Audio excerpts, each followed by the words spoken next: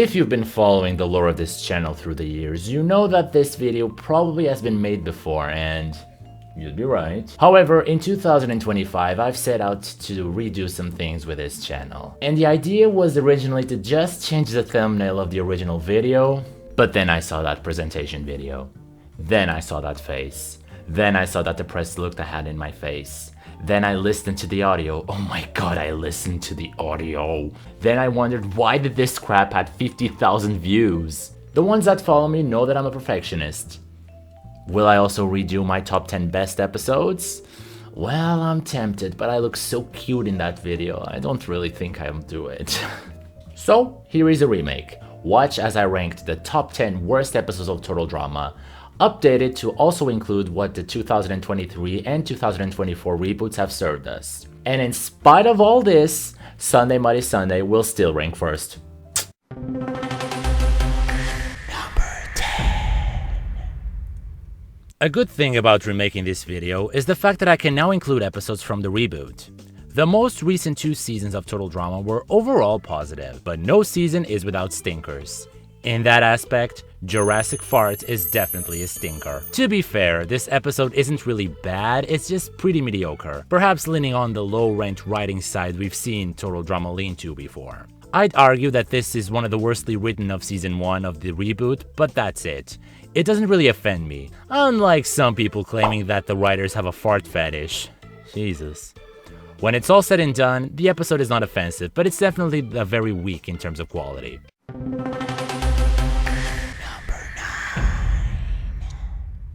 Even though I can find qualities with this episode, Rock and Rule is a fine example of the terrible writing of Total Drama Action. The thing with Total Drama Action is that this season is probably the funniest season of the whole franchise, but the downside is that its episodes don't connect. In this episode, we see the return of a contestant, the 3rd time we've seen that this season, for absolutely no reason. And this contestant derails the narrative of the season completely. And you want to know how much this episode makes 0 sense? They claim that Lindsay was eliminated due to a misclick. In the following episode, Courtney complains that Lindsay was selfish for voting herself off, but if we analyze who everyone voted, with all that we know, Courtney voted for Lindsay too. So, shoot. We may never have a confirmation to what I'm about to say, but it is my opinion that the original writing of this show wanted Lindsay and Harold to be finalists. But they saw how popular Duncan and Owen were, and they changed it before they started animating things. It's very conspicuous the fact that once Owen came back, this season took a nosedive. Should I also remake this video too? Even though I can appreciate how entertaining the challenge was in this episode, in technical terms, this episode is a disgrace. I managed to overlook a lot of episodes of Total Drama that have crappy endings if they at least have entertaining plots. But with Rock and Rule, the technical flaws far outweigh the entertainment qualities. Hence why it's number 9. It comes so close to be a great episode and being sent from this list, but alas, it's here. Number 8.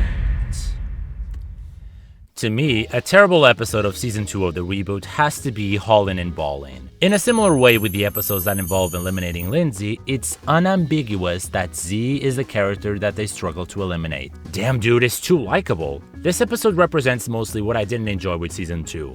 The fact that the heroes, quote-unquote, of the plot are 2 very uninteresting characters. So an episode where we have to sit through these characters show off their boring personalities, and that being the reason why Z has to get the shaft, feels very unrewarding to the viewer. I felt it was a bit weird the amount of spotlight Priya had through the whole season, and that spotlight was shining brightly in this episode.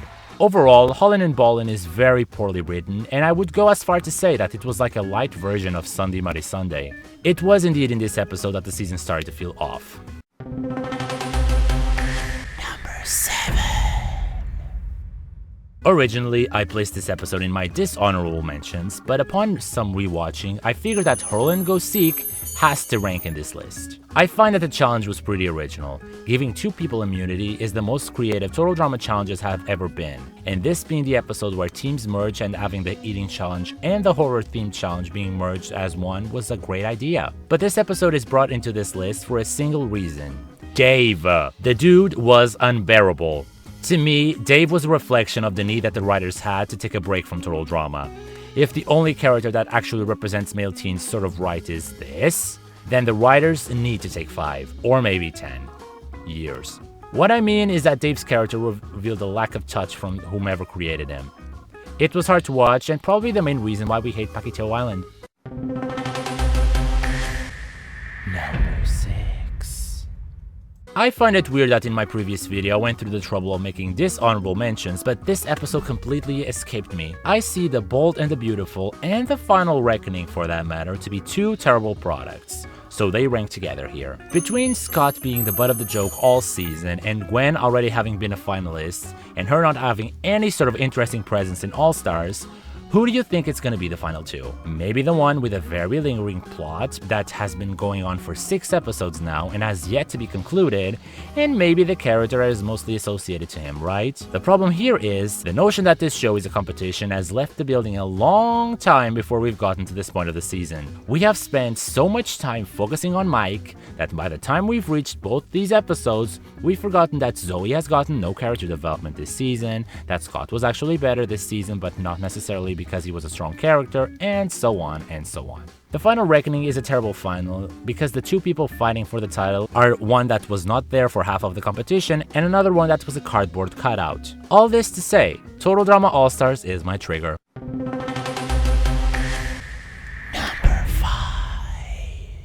Total Drama Island is riddled with poor writing choices that we can justify for it being the first season of the show. They didn't expect the audience of it to be paying so much attention to details like who voted for who or why are the counters never consistent. But we can forgive all of these things due to this being the first season. But that's off the chain, as literally 0 reasons to be this poorly handled. As I said, the Total Drama writers often have a hard time eliminating characters that are likable, and this episode is the epitome of this issue. I call it the Lindsay theorem, when a character is so enjoyable that eliminating this character is made in a bullshitty way.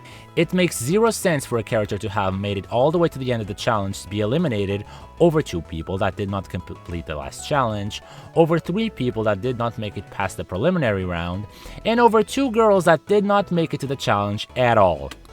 That's off the chain, had an interesting plot for a challenge overall, but they could have just said "F you, Lindsay," and the episode would have been better. But I still stand by the fact that Lindsay wishing good luck to Heather is one of the most mature moments I've seen on this show, and a fine lesson for how to deal with people.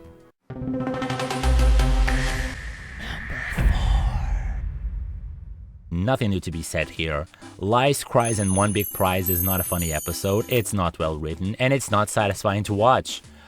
Whatever I could have said here, I've said it before. Let's move on.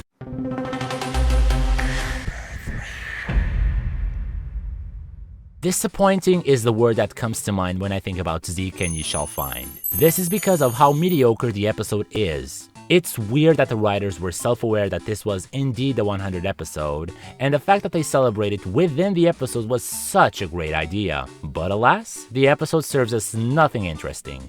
No love for the ones that have been following Total Drama over the years, no interesting cameos, nothing. Just another Total Drama episode like all the others. I ranked this episode high on my list because it failed to live up to expectations. There are not many cartoon shows that can say that they've had 100 episodes under their belt. So this should have been much more celebrated than the way that it was. I feel like if this was the 99th episode, it would have easily been exonerated from this list. But by virtue of it carrying the 100 episode label, I look at it very negatively. The episode isn't bad, it's just very mediocre. And when you stand back and see that the 100th episode of your show is mediocre, that's not a crowning achievement, is it?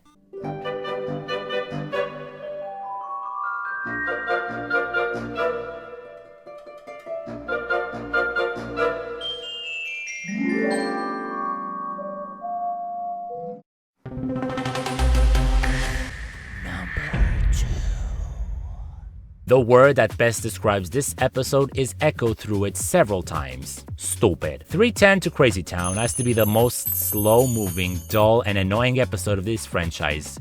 Even worse than Sundae Muddy Sundae in that aspect. This episode is around 20 minutes of nothing but assassination of Trent's character. Trent, being one of my favorite characters of all time, makes this episode very hard to watch. In Total Drama Action, he is the polar opposite of the character I liked. In a way, this episode and Hurland Go Seek are very similar. And I could have forgiven this episode the way I forgave Hurland Go Seek if what happens in this episode is interesting, like the challenges and other interactions. But that doesn't happen either. The challenge has to be the biggest drag ever, and if at least the plot of Justin being the villain of this season was done properly, I could see some quality in it. But Justin did not live up to the hype. Gwen stands to lose absolutely nothing with Justin's blackmail because she is on the opposite team. Overall, this episode is an epic flop in all senses and a drag to get through every time I have watched this season. Nothing about it works. But just to get into more details, the main thing that happened in this episode was Gwen breaking up with Trent. But the main issue Gwen was having with Trent could have easily been solved with some conversation and being frontal about it. Out is through in this aspect, and something that OG Gwen would have done easily. The hate I have towards this episode lies more on the stain it left on the season. It killed Trent's character. It started killing Gwen the same way that Junko Inoshima killed Chiaki in the anime. Went too far. It failed to give Justin a good role as a villain. None of these events actually are relevant by the time we reach the middle of the season. Not even the end, the middle, because the focus starts going into Lindsay, Lashana, and Harold after this. So it makes you wonder, what point did this episode had in the grand scheme of things?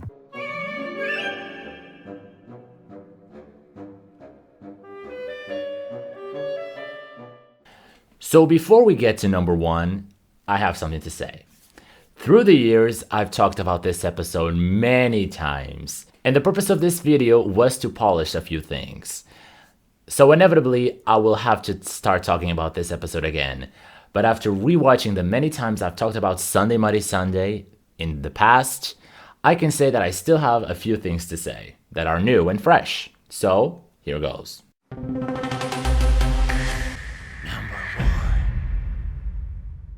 Honestly, this still stands as the worst episode of Total Drama. Sundae Muddy Sundae is technically more fast-paced than the previous number on the list, and in that way, the episode is okay. But 310 to Crazy Town happened at the start of the season, and it had time to redeem itself somewhat. This episode had so many blunders in one single shot, so close to the end that it ruined the whole season. But since this is a remake, let's unpack that thoroughly and see why this happened. I honestly never cared for the way I described that episode in my previous video.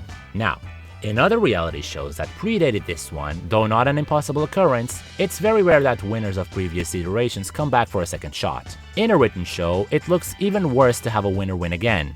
So by the time we've gotten to Sundae Muddy Sundae, we had really just two options based on behaviors we've seen from earlier this season, Courtney and Mike.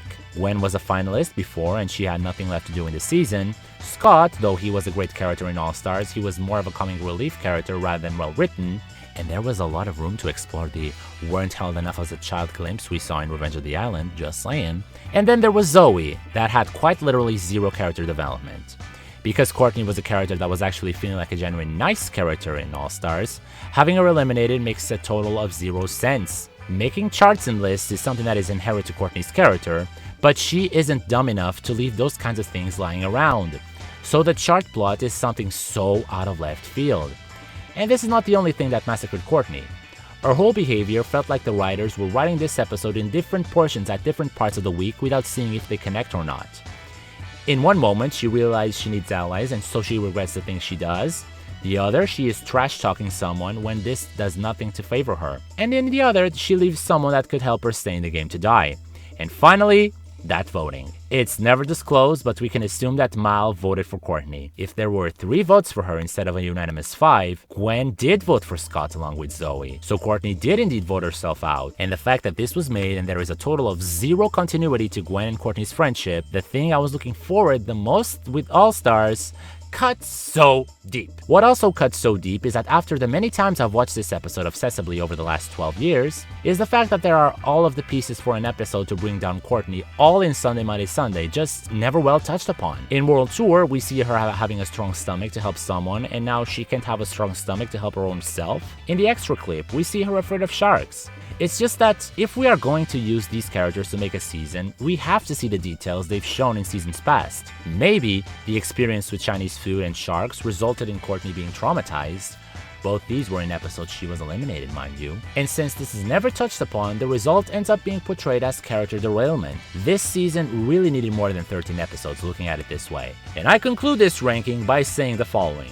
You remember on how I said that in a previous video, it makes 0 sense that Mal got hold of Courtney's chart, because we once saw her hiding a chart in her boobs.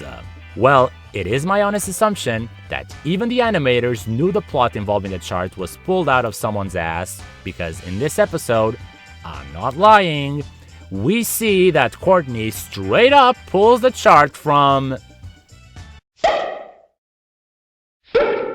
I have nothing left to say. Thank you so much for watching, and I hope you are doing well. Peace out.